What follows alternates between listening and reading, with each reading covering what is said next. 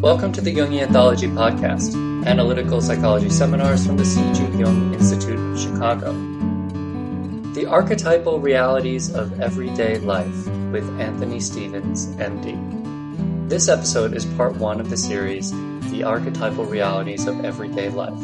It was recorded in 1986. This seminar examines the ways in which the archetypes of the collective unconscious guide, form, and vitalize our daily existence. We can perceive this archetypal influence subjectively in consciousness and objectively in art and literature. As Jung wrote, the impact of an archetype, whether it takes the form of an immediate experience or is expressed through the spoken word, stirs us because it summons up a voice that is stronger than our own. In this seminar, works of art from the prehistoric times up to the present are examined to see how they both express for us and evoke in us the fundamental archetypes of the human experience. Note, we do not have most of the images that were used in this seminar, though we know one of them is Hans Holbein's painting The Ambassadors, which we will have linked in the description. I think you'll find this episode useful and instructive, even though we don't have copies of the slides he used for this discussion. Anthony Stevens, MD, holds degrees in medicine and psychology from Oxford University and a diploma in psychological medicine from the Royal College of Physicians. A frequent lecturer at the Jung Institutes of London and Zurich, he has also given presentations at the Los Angeles and San Francisco Institutes. Dr. Stevens is author of Jung, A Very Short Introduction, and Archetypes, A Natural History of the Self. If you would like to listen to the remainder of the series, just visit our website, jungchicago.org, or click on the link in the description of this podcast episode. And now, here's the lecture.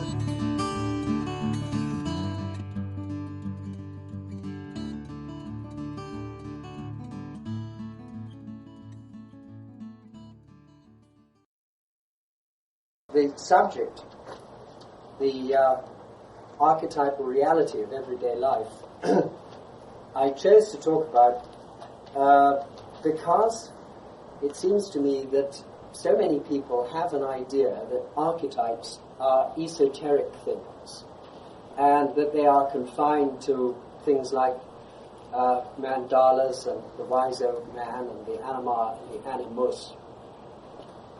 Now, as those are specific archetypes that the textbooks talk about and Jung discussed at great length in the collected works, in fact, they are just examples of many. And indeed, Jung said there are as many archetypes as there are common situations in life. So the first point I really want to make is that archetypes are not esoteric things at all. They are with us every minute of our lives. And the collective unconscious is immanent in everything we do and think and feel. And there is, in a very profound sense, a blueprint for life which is inscribed in the collective unconscious of our species. And each and every one of us lives that out in the course of his or her personal life cycle. Jung said, ultimately, every individual life is the same as the life of the species. You see, I think one of the great fallacies of our epoch is that we tend to think of our times, our historical times, our 20th century, as in some extraordinary way unique and unprecedented. Well, it is unique and unprecedented in a few unimportant things, like skyscrapers and television sets, and you might add the atom bomb and so on. But in all essentials, we are the same creatures as we've always been. We know that Homo sapiens has been around for about 500,000 years, and we certainly know that Cro-Magnon people have been around for between 50 and 70,000 years, which is us. So, in fact, we haven't evolved. We still have the same brains and the same psychic archetypal structure as Paleolithic men and women.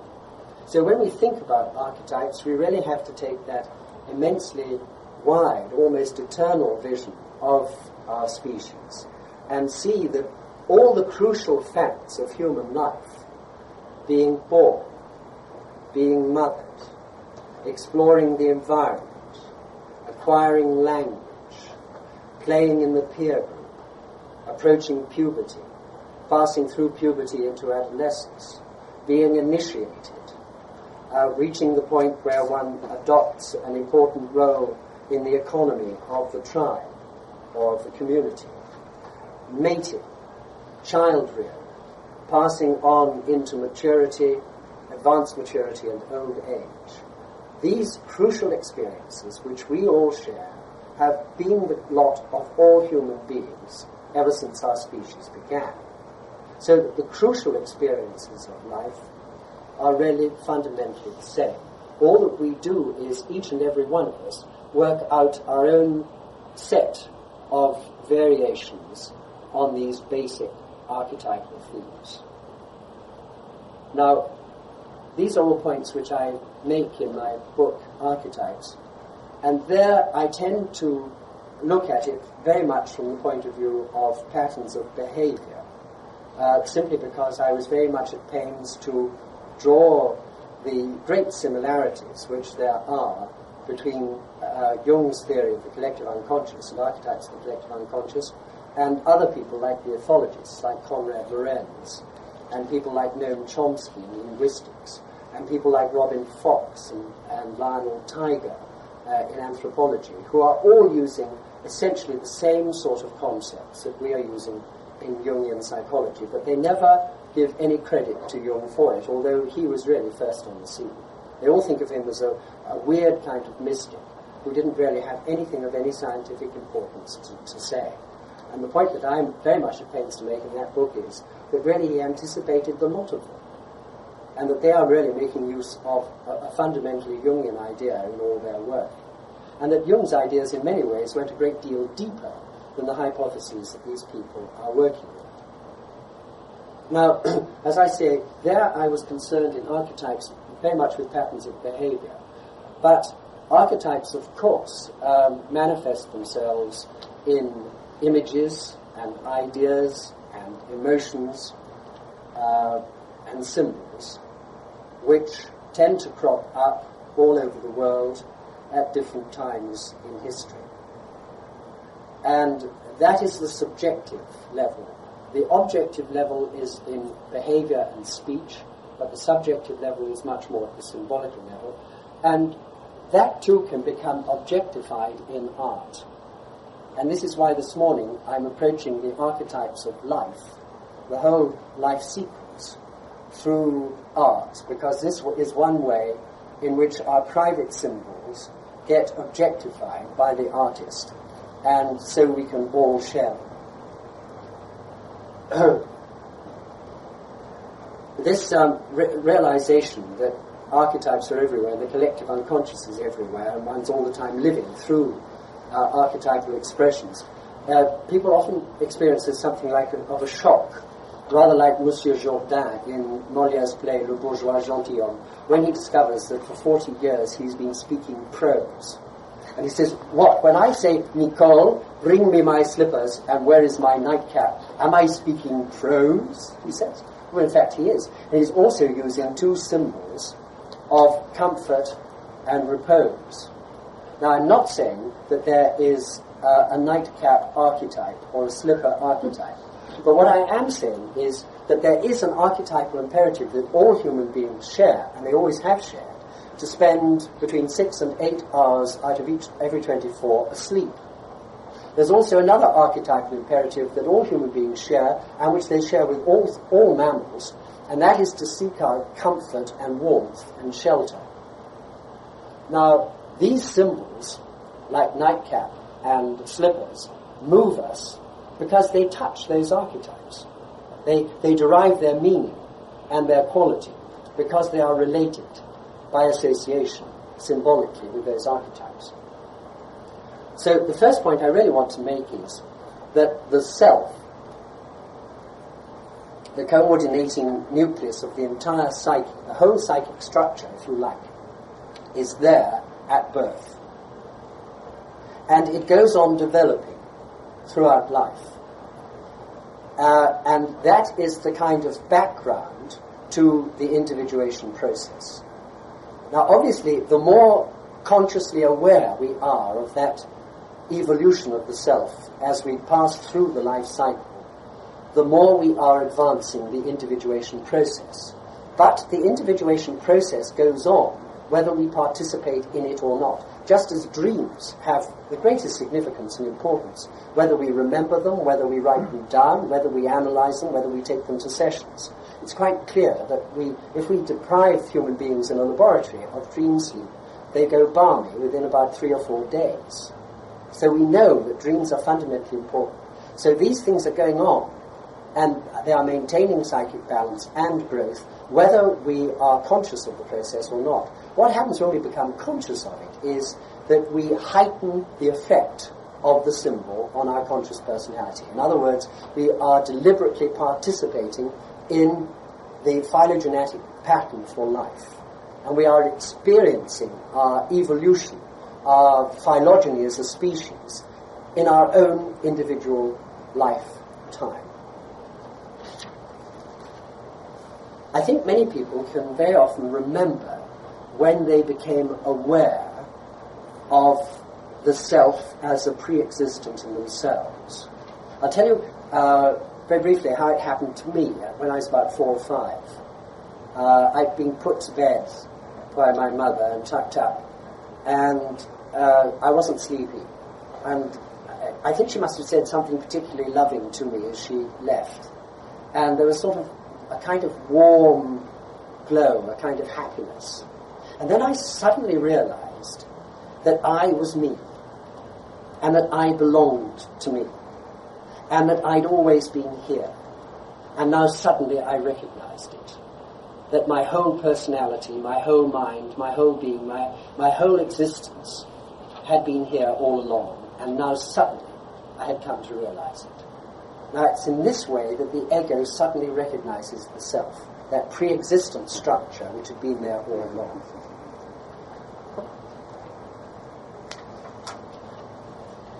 You see, what one comes up against with behaviorists and academic psychologists is that they are all quite prepared to believe that the life cycle is pre-programmed physiologically and anatomically. They quite accept that whatever one does about it consciously, whatever one's personal experience of life is, that one is born as a baby, one grows up during childhood, at puberty certain biochemical changes occur, one goes into maturity, one becomes reproductive, one becomes old, one begins to shrink, one's hair falls out and goes grey, one becomes wrinkled, and one dies. They all accept that that is pre-programmed, but when you put it to them, that the psyche is pre-programmed, that there are certain critical stages of life which are all built in and programmed in the genes and in the genetic structure, that the whole psyche has an existing, ongoing life of its own, they find this mad. They find this quite incomprehensible. And yet it is self-evidently true.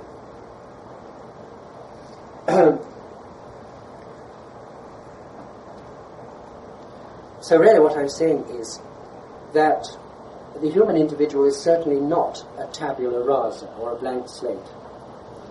Our personalities are not the mere result of environmental conditioning, any more than our bodies are just the mere result of the food that we eat as children.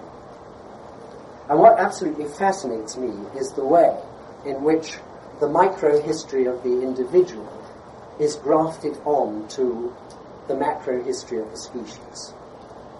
You see, what seems to us, this is where the behaviorists got into it, and this is where the academic psychologists have got hold of it. You see, it seems to us as if our own history is the whole story. But in fact, it's only the end result. What has happened is that we have a kind of biophysical system with a built-in biological clock. And as the clock ticks away, so this system accepts and incorporates into itself the personal history of each and every one of us. So really we have to conceive of the life cycle as a dynamic whole and as an archetypal process. And really what I'm saying is that senescence is a later stage of embryology. There's an 18th century poet called As Jung who said, "Our birth is nothing but our death begun." Now, many people in the history of our species have talked about the stages of life. Jung, of course, did it. The Egyptians did it. The classical Greeks did it. And Shakespeare did it. And I'm going to share with you, first of all, Shakespeare's view of the 7 stages of life, because many of these disciplines regard it as 7. And I'm going to do it in the original first folio text, because this is a nice example, again, of an archetype, or a metaphor for an archetype. You see, that one of the things which people have difficulty about grasping in archetypal theory is that an archetype is both universal, in that all human beings have it and always have had it, but at the same time, it always finds unique and individual expression. Now you can say the same, for example, about the English language, that it has a universal validity that we can all recognize, which goes right back to Chaucer's time. But each generation tends to modify it. It modifies its spelling, it modifies a number of the phraseologies and inflections and so on, and many of the ways in which the vowels are pronounced. But it remains recognizably English. Equally, as each one of us speaks it, we speak it in a unique and personal way. This is Shakespeare in English at the time of Shakespeare, and I'm going to read it to you in the way that the scholars imagine that Shakespeare in English was spoken at Shakespeare's time. A great friend of mine is a specialist in working out how English was spoken in the past, and she's taught me how to do this speech. And again, you will notice how different it is to contemporary English speech, and yet it is instantly recognizable as English. And it goes, "All the world's a stage, and all the men and women merely players. They have their exits and their entrances, and own man in his time plays many parts, his acts being 7 ages. At first the infant, mewling and puking in the nurse's arms. Then the whining schoolboy, with his satchel and shining morning face, creeping like snail unwillingly to school. Then the lover, sighing like furnace, with a woeful ballad made to his mistress' eyebrow. Then a soldier, full of strange oaths and bearded like the pard, jealous in honour, sudden and quick in quarrel, seeking the bubble reputation even in the cannon's mouth. And then the justice, in fair round belly, with good capon lined, with eyes severe and beard of formal cut, full of wise saws and modern instances, and so he plays his part.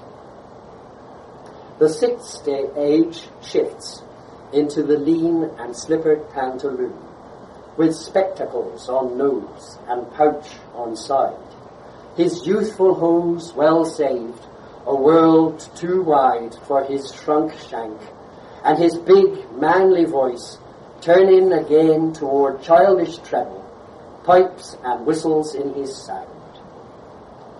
Last scene of all that ends this strange, eventful history is second childishness and mere oblivion. Sans teeth, sans eyes, sans taste, sans everything. Well, it's a rather gloomy view of the final stage. And yet, if one is active and creative in mind, one can triumph over the infirmities of old age. I'm always touched when I come across people in their 80s who write about this, And one such is Paul Claudel, who wrote, the French writer, who wrote in his diary on his 80th birthday, he wrote, 80 years old, no eyes left, no ears, no teeth, no legs, no wind. And when all is said and done, how astonishingly well one does without them.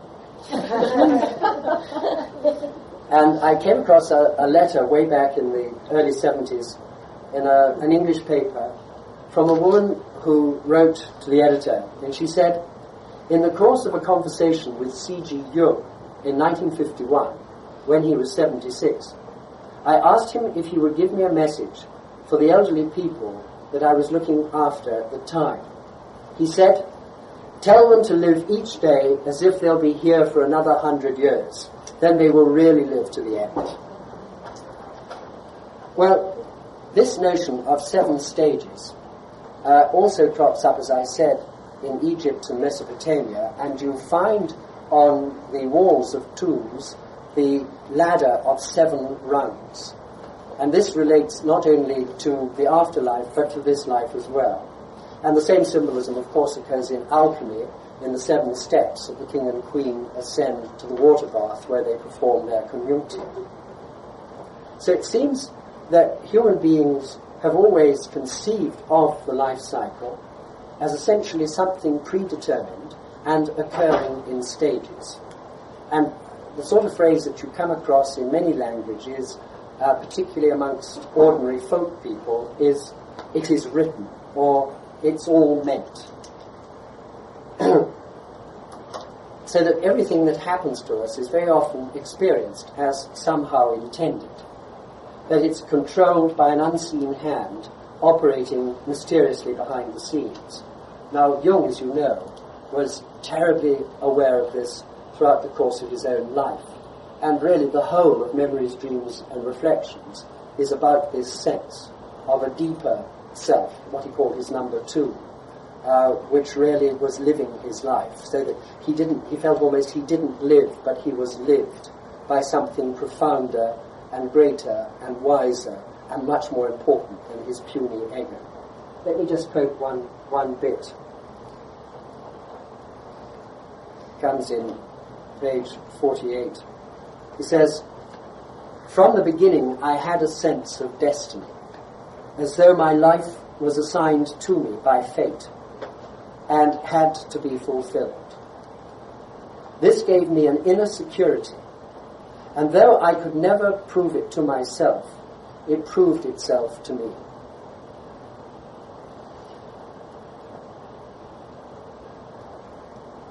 So, you see, each one of us is living out a script, which in a sense is already written, not in ink, but in DNA. And it's encoded in the genome of our species. Jung often compared life to a plant which lives on a rhizome. And he brings that on at that very, very early in Memories, Dreams, Reflections. He says, we are a psychic process which we do not control, and we only partly direct it. Consequently, we cannot have any final judgment about ourselves or our lives. The story of life begins somewhere, at some particular point we happen to remember, and even then it was already highly complex. Life has always seemed to me like a plant that lives on its rhizome. Its true life is invisible, hidden in the rhizome. The part that appears above ground lasts only a single summer. Then it withers away, an ephemeral apparition. When we think of the unending growth and decay of life and civilizations, we cannot escape the impression of absolute nullity. Yet I have never lost a sense of something that lives and endures underneath the eternal flux. What we see is the blossom which passes. The rhizome remains. In the end, the only events in my life worth telling are those when the imperishable world erupted into this transitory one. In other words, when the archetypal world broke through into the here and now. Those were the moments which he cherished most in his life. What page was that? That comes on page 4, right at the outset. Well, let's just look at what I think we can sketch out as the inborn archetypal program for life. Can you see all right? Perhaps if we took out that center light, you'd see a bit better. Doesn't go out, but see, doesn't it? Oh, right. This is a pretty crude plan, but I think these are the crucial instructions which are encoded in the collective unconscious for the life cycle. And you see, each of these things comes in, is sequentially triggered as the life cycle unfolds. I can't see it. You can't see it. Well, I'll tell you. The first one is bonding. That is the first instruction. Bond to parental figures. The second is conceptualization of the mother and development of consciousness. This becomes fairly obvious at about 7 or 8 months. Fear of strangers comes in at about the same time, almost immediately after the child has begun to show very definite signs of attachment to mother. He or she begins to show very definite wariness of strangers, and it does seem that these, from the social point of view, are the two profound archetypal systems for life: fear of strangers and attachment to familiars. And this is at the bottom of all the dichotomizing that goes on throughout life between the in-group and the out-group. And this is absolutely at the bottom of all wars, all pogroms, terrorist outrages, and so on. This distinction that all human beings make, that our group is sacrosanct, but the rest are fair game. Then, locomotion. Exploring, the instruction is explore the environment, get very familiar with it, but use your mother as a secure base. Whenever you go away, keep looking back to make sure she's there. And if you go out into the corridor and you turn around and you can't see her, keep scurrying back to make sure that it's okay. And if you suddenly hear a noise, or you're hurt, or you're in pain, or you're frightened, then go scuttling back to as far as your little limbs will take you. Next, acquisition of language and learning the rules. I think Chomsky has demonstrated that is there. That the human brain is wired and intimately connected up with the whole speech organs to acquire the language of the culture into which the child is born. The anthropologists are increasingly coming to the conclusion that children are innately programmed to learn the rules of their culture because they acquire these rules as quickly as they acquire the language. Then peer play, which is terribly important, a preparation for adult life, the physical, sexual, social and economic roles that the child is going to play. And we do know that children who are deprived of peer play are very much at risk, and very often people who come into analysis or who come into psychiatric treatment because of neurotic disturbances are not only people who may have had disturbed relations with their parents, but very often they're people who have been deprived of peers.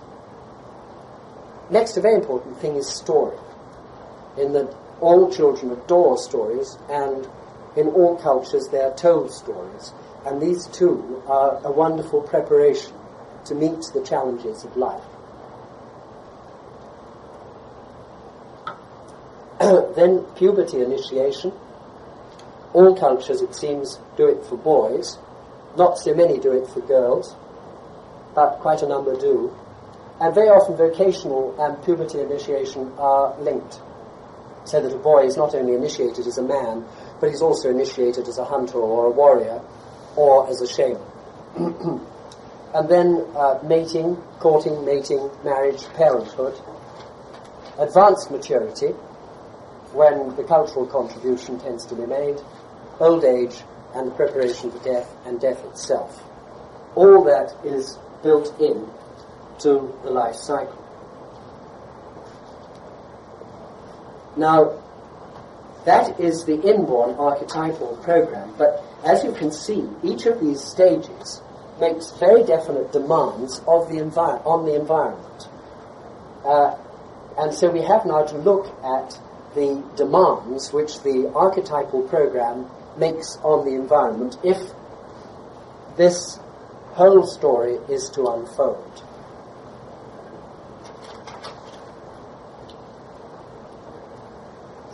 So the first demands that the newborn infant makes are physical, for nourishment, shelter, water and warmth.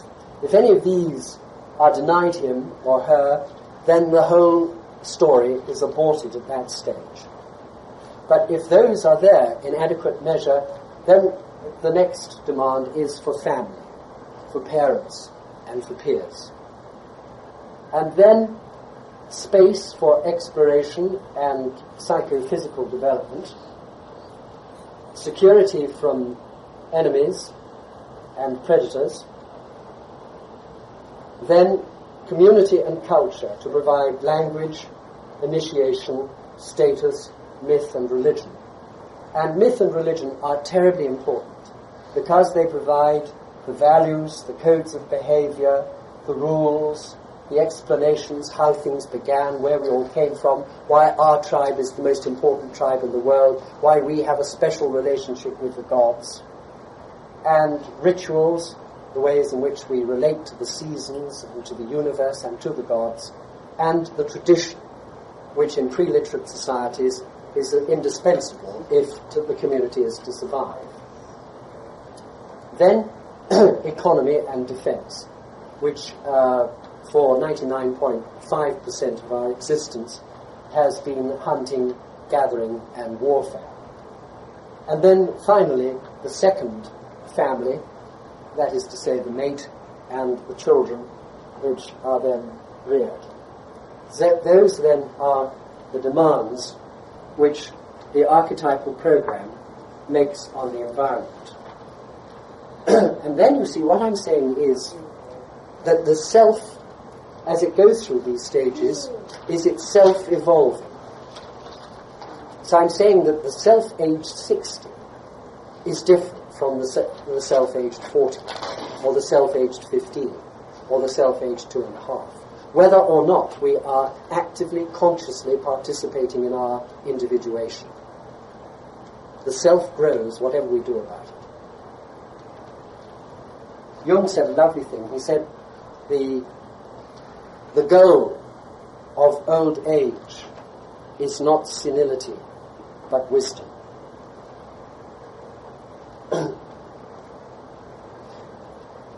Well, before we get on to looking at the life cycle through the eyes of artists, I'd just like to spend a little time on the typical symbols which human beings have produced of the life cycle. And these symbols usually embody the notion of ascent and descent and the cycle. And perhaps the most satisfactory symbols are those which embody all three, the notion of ascent, descent, and a cycle. But common symbols of ascent, particularly associated with the first half of life, are the staircase, steps, ladder, the ziggurat, the sort of pyramid with steps up it, a tree, pole, or mountain. These are all very common symbols of ascent. And some of them also inhere the notion of descent, like the mountain. The common symbols of descent are the hourglass and the river winding its way to the sea. And cyclic symbols and notions of the life cycle are the seasons and the tides and the waxing and waning of the moon.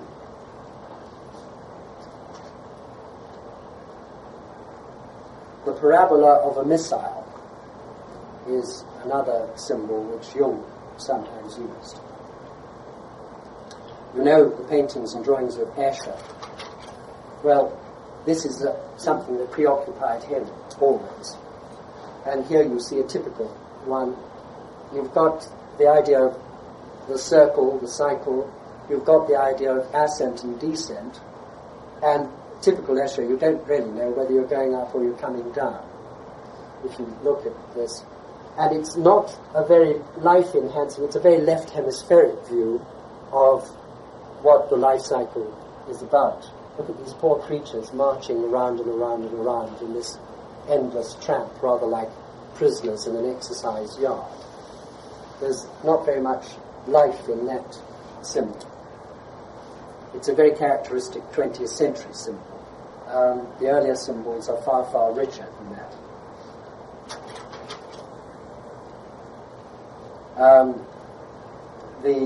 The chance element is something which is very frequently stressed, particularly in the early symbols of the life cycle, the wheel of fortune.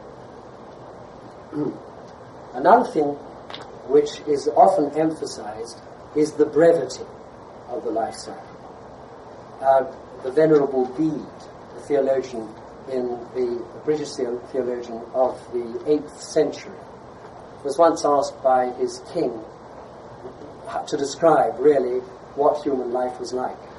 And he said it was really rather like a lark which flies in at one window of a hall in which the king and his thanes are feasting with a fire, and flies right through, from the darkness has come in through this window, flies right through the hall and right out through the window at the other end. And that for that brief moment, that little soul has experienced life, but it has come from an eternity of darkness and goes back to an eternity of darkness.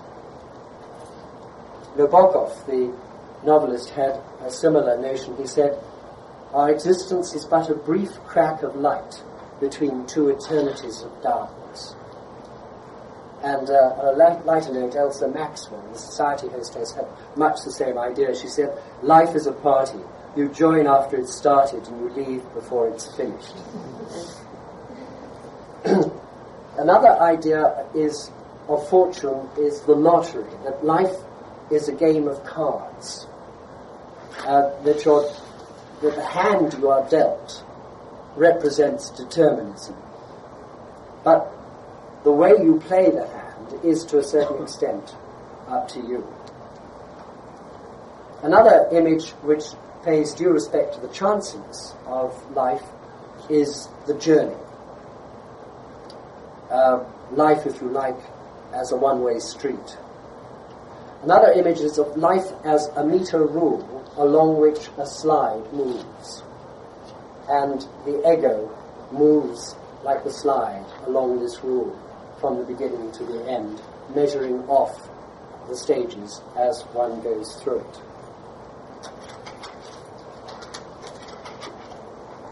That was painted by a patient who was very much stuck and fearful of leaving behind childhood and his rather infantile dependence on adults.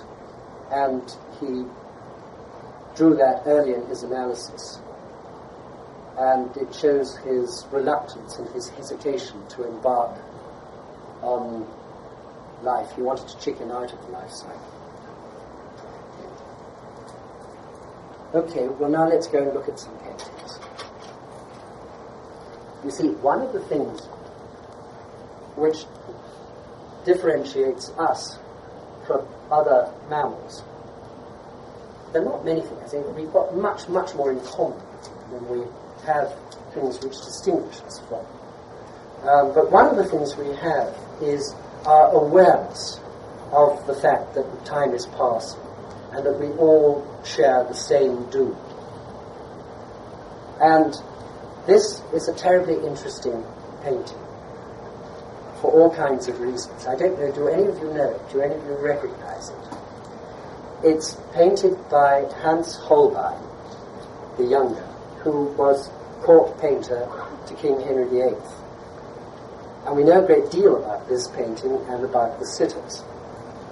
This man is Jean de Dinteville, and he is the French ambassador. And this man is Georges de Selve, who is a great friend of his, and he is the Bishop of La Tour in France. We know that the date is 1533, because we know that this man came to London to stay with his friend in April and May of the year 1533. And obviously they both felt that this was a very important occasion. And so they commissioned this portrait. And a great deal of thought went into it. I suspect that Holbein participated very actively with in planning the whole detail of this extraordinary painting. So in one sense, it's a kind of buddy snapshot. That here they're both in their 20s. They look older, but they're in their 20s. And obviously, I think they were probably having a ball in London. And this was, they thought, right, we've got to have a painting that's going to commemorate this. But it's much more than just a snapshot, because it is a vanitas. Now, the vanitas is a terribly interesting artistic tradition. It celebrates the fact that every moment is precious, and that all of us, even the greatest and richest and most aristocratic and youngest and most privileged, have to confront the same fact that we all do, that they are living on borrowed time, that flesh is perishable stuff, and that we are all terribly mortal and vulnerable. Now this painting, when one goes into it, brings all that out. To begin with, we know the exact time and date which is represented, because the date is given on this sundial as April the 11th, and the time is given on this one at 10:30 a.m. So we know it is in the palace of either Palace of St James's or at Hampton Court in London. Probably the Palace of St James's, both of which still stand, although Hampton Court had a bad fire. You might have read about it just recently. But St James's still stands and is very much unchanged since this time. And we know that it is 10:30 on the morning of April the 11th, 1533. Now, their ages are recorded. His age, 25, is recorded on the book under his elbow. And Danteville, the ambassador's age, is recorded on his dagger, and he's 29. This strange object, when you look at it from down here, is a skull. It's a distorted skull, but if you look at it from here, it's unmistakably a skull. And he is wearing a brooch in his cap, and it's a death's head. And this newt has a broken string. So these are all symbols of mortality. And they are sharing with us the knowledge that their days are numbered, and that time is going on inexorably. With historical hindsight, we know how much longer they have to go. Danteville had 22 years to go before he died. But poor Georges de Selve only had 8 years left. Yes. There's, we seem to believe, that death is, dying is the end, but I don't think they did in the Renaissance. I think that it's true that inside the photograph, we were this age when this was taken, but the meaning of it, I think, is quite different at that time, and I think she occupied with something that was either your own or very much 20th century, perhaps a mistake. Well, you could be right. I doubt it, with all due respect, because although obviously the belief in life after death was far more current then than it is now, it's quite evident from the literature of that century and the century that came after it that they felt that life on this earth was desperately precious. The whole of Shakespeare is infused with this sense that life, and particularly youth, is unbearably precious, and that you never know when it's going to be taken from you.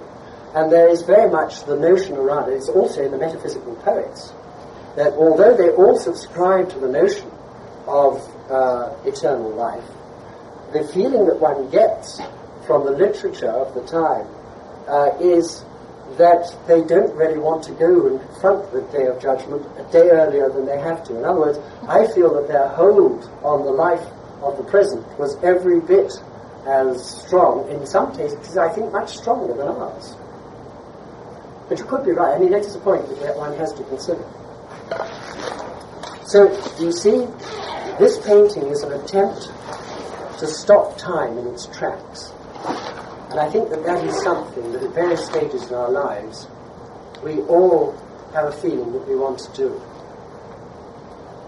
And in a sense, you see, this painting has succeeded. It's almost done, because here we are, towards the end of the 20th century, sharing this moment, 11:30 a.m., April the 11th, 10:30 a.m., April the 11th, 1533. And we are remembering this friendship and that association and conjecturing what that whole experience meant for them.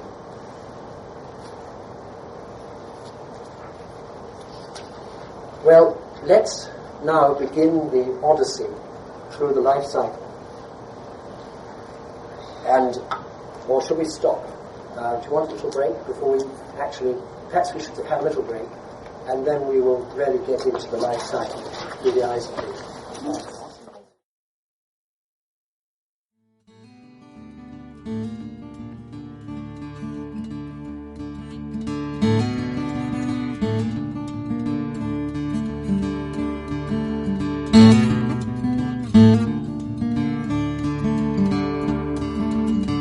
This podcast is distributed under a Creative Commons Attribution, Non-Commercial, No Derivatives license.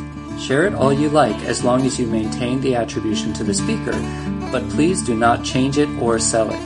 If you like this episode, tell your friends about us or leave us a review on iTunes.